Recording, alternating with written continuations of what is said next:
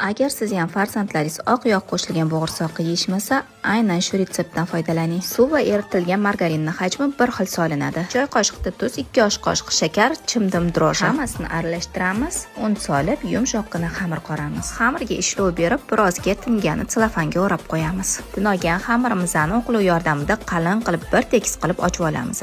Xamirimizdan oldin lentichkalar kesamiz, undan keyin to'rtburchak shakl berib olamiz. Har bitta to'rtburchak shakldan bittadan bo'g'irsoq yasab chiqamiz. O'zingiz xohlagan shaklni berish uchun chovlidan, cho'rqidan yoki bo'lmasa vilkadan foydalanishingiz mumkin. Bo'g'irsoqlarning shakli buzilmasligi uchun birozga ustini ochiq holda qoldiramiz. O'rtacha qizdirilgan olovga oz-ozdan solib, bo'g'irsoqlarimizni pishirib olamiz.